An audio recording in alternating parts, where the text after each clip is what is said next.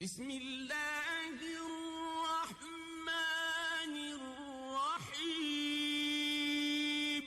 حضرت ابن عباس رضی اللہ تعالیٰ عنہما سے روایت ہے کہ سمعت رسول اللہ صلی اللہ علیہ وسلم یقول اذا دبغ الإحاب فقد طہر، کہ میں نے رسول اللہ صلی اللہ علیہ وسلم سے سنا، فرما رہے تھے کہ جب کسی جانور کے کھال کو رنگ دیا جاتا ہے تو وہ پاک ہو جاتی ہے۔ مقصد یہ ہے کہ یہ جو جانور ہم کاٹتے ہیں، ذبح کرتے ہیں، بکریاں، گائے، بیل وغیرہ، اس کا چمڑا اس زمانے میں بھی کام کا تھا، آج کے زمانے میں بھی بڑا کام کا اور بڑا قیمتی ہے۔ اکثر لوگ ایسے جو بے سمجھ ہوتے ہیں، معلومات نہیں ہوتی، وہ ان چمڑوں کو، کھالوں کو ایسے پھینک دیتے ہیں۔ تو اللہ کے نبی صلی اللہ علیہ وسلم نے فرمایا کہ ان کو پاک کر کے ان سے نفع حاصل کیا کرو۔ آج کے زمانے میں دنیا نے کتنی ترقی کی ہے، لیکن اس کے باوجود چمڑے جیسی، لیدھر جیسی چیزیں آسانی کے ساتھ ملتی نہیں ہیں۔ عام آپ جیکٹ وغیرہ لے لو، پلاسٹک کا ہو، کپڑے کا ہو، بہت سستا ہوگا، چمڑے کا ہوگا بہت مہنگا ہوگا۔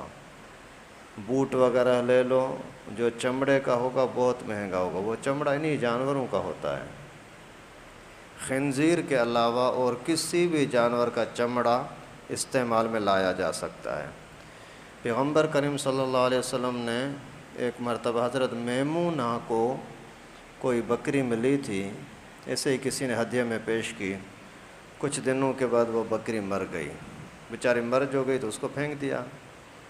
پیغمبر کریم صلی اللہ علیہ وسلم کو جب پتہ لگا کہ بکری مر گئی تھی اور اس کو پھینک دیا ہے، تو اللہ کے نبی نے فرمایا اس کے چمڑے سے آپ نے فائدہ کیوں نہیں لیا؟ انہوں نے عرض کیا کہ حضرت وہ مر گئی تھی۔ پیغمبر کریم نے فرمایا اگرچہ مری ہوئی ہو، لیکن اس کا چمڑا اتار کر کے اگر آپ استعمال میں لاتے، اس کو پاک کرتے، رنگ دیتے، تو پھر یہ پاک ہو جاتی اور استعمال کر سکتے تھے۔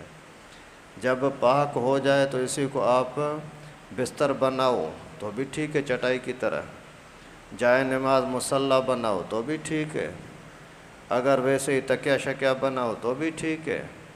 یہاں دیہات کے اندر پانی، آج کل یہ جو بوتلیں ملتی ہیں نا، چھوٹی چھوٹی پانی کے، آدھے لیٹر کی، لیٹر، 1.5 لیٹر کی، اس طرح سے لوگ پہلے مشکیزیں بناتے تھے، چھوٹی مشکیزیں بھی، بڑے بھی۔ یہ جو پانی دینے والے، پہنچانے والے ہوتے ہیں، یہ بھی جو اپنے کندھے پر اٹھاتے ہیں، یہ بھی تو چمڑا ہوتا ہے، یہی جانوروں کا، گائے وغیرہ کا چمڑا ہوتا ہے۔ تو مقصد یہ ہے کہ اس کو رنگنے کے بعد، پاک ہو جانے کے بعد کسی بھی طرح کا نفع لے سکتے ہیں۔ کیسے رنگا جائے؟ پہلے زمانے میں جو کتابوں میں لکھا ہے وہ طریقہ یہ ہوتا تھا کہ اسی کو کچھ مصالحے لگا کر کے دھوپ پہ رکھ دیتے تھے، پھر اس کی جو بھی چکنائی ہوتی تھی، تری ہوتی تھی، وہ ساری خشک ہو جاتی، پھر اسی کے اوپر تھوڑا سا رگڑ کر کے پھر رکھ دیتے تھے تاکہ اس کی بدبو بھی ختم ہو جاتی اور ایسا ہو جاتا نرم بھی اور بدبو سے بھی پاک۔ پھر اسی کو سب چیزوں میں استعمال میں لاتے تھے۔ یہاں پھر اسی کو نمک وغیرہ لگا کر کے مٹی کے اندر دفن کر دیتے تھے، 2 دن، 3 دن، 5 دن تک مٹی میں ڈال دیتے، پھر مٹی اسی کے ذرات کو، رطوبتوں کو، چکنائی کو جذب کر لیتی تھی، پھر وہ پاک ہو جاتی تھی۔ آج کے زمانے میں کیمیکل بھی آئے ہیں۔ آپ یہ قربانی کی جو کھالیں ہوتی ہیں نا، یہ اگر آپ بیچتے نہیں ہو تو اپنے استعمال میں لا سکتے ہو، اگر بیچ دیا تو پھر اپنے استعمال میں نہیں لا سکتے، پھر پیسے صدقہ کرنا لازم ہوتا ہے۔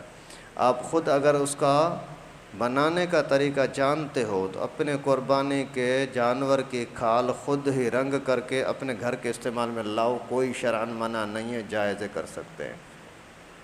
تو خیر، اس کے اندر ایک تو یہ بات کہ اللہ کی نعمتوں کی قدر کرو، شکر کرو، کسی بھی طرح سے ان کو استعمال میں لاؤ، ضائع نہ کرو، اور پلیت چیزوں کے استعمال سے اپنے آپ کو بچاؤ، پاک کر کے کسی بھی چیز کو استعمال کرو، اس کے اندر آپ کے لیے فائدہ ہے۔ اللہ تعالیٰ سے دعا ہے کہ ہم سب کو ہر طرح کی پلیتیوں سے، گندگیوں سے بچنے کی توفیق نصیب فرمائے۔ پیغمبر کریم صلی اللہ علیہ وسلم ہمارے شفیق شفقت والے استاد ہیں، ہمیں پیغمبر کریم کے سنتوں کی قدر کرنے کی توفیق نصیب فرمائے۔